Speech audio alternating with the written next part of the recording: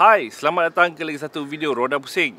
Kali ini akhirnya atas permintaan ramai kami review Honda RS 150R. Motosikal ni sebenarnya sudah lama berada di pasaran seperti anda tahu dan baru-baru ini menjadi sungguh popular. Sebelum ni masa ia baru dikeluarkan, Yamaha Y15ZR masih lagi raja di jalanan.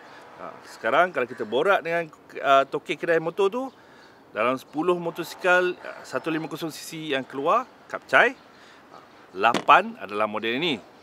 Secara rata-rata kita semua akan setuju motosikal ni rupa dia memang canggih, ranggi, handsome, sporty, semua ada. Seperti Honda yang baru sekarang, ia sekarang datang dengan lampu LED. Lampu LED mungkin tak seterang lampu LED pada kenderaan kereta, tetapi ia lebih terang daripada lampu filament biasa motosikal tu.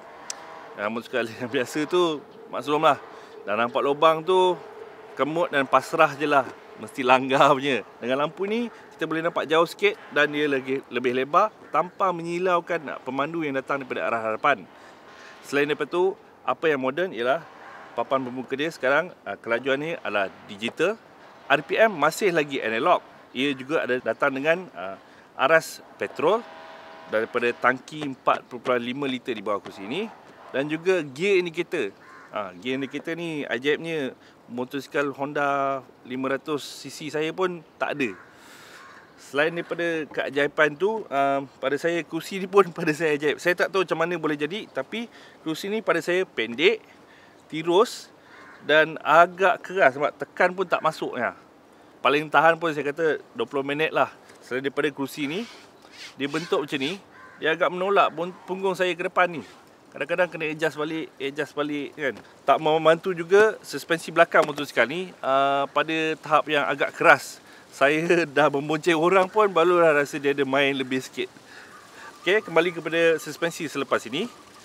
Motosikal ini menggunakan enjin 149cc, sejukan cecair, 4 lejang Dodge, mengeluarkan 15 kuasa kuda dan digabungkan dengan transmisi 6 kelajuan yang ada clutch.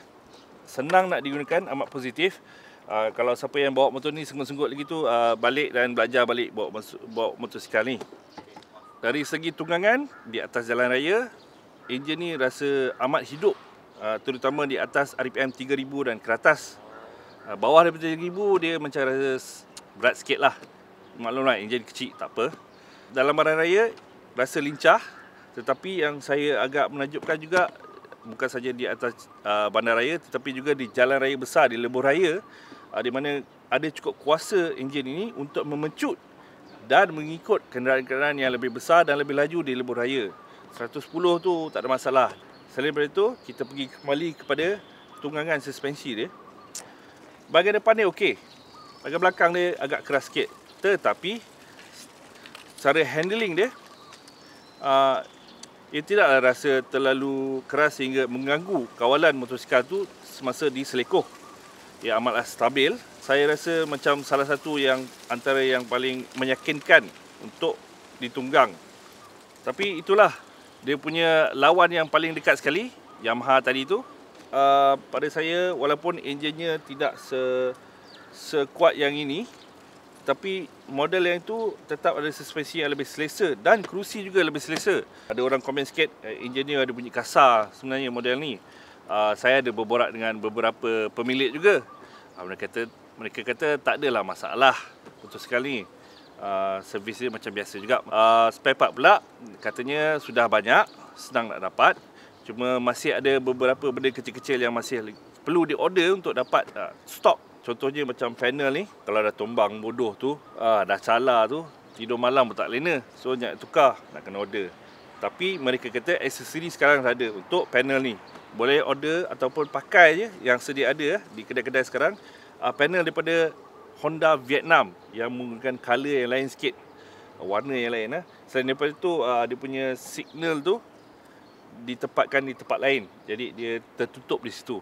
Katanya lagi lawa, saya tak tahulah. Pada saya Saya lebih suka macam ni. Beza utama antara Honda RS150R dengan Yamaha Y15ZR ialah RS150R rasa lebih agresif dari segi posisi tunggangan dan pengendalian. Yamaha pula mempunyai suspensi yang lebih empuk dan enjinnya juga tidak memerlukan RPM yang tinggi untuk memberikan kuasa. Jadi kalau nak R, boleh pilih Honda. Kalau untuk kembara, Yamaha lah.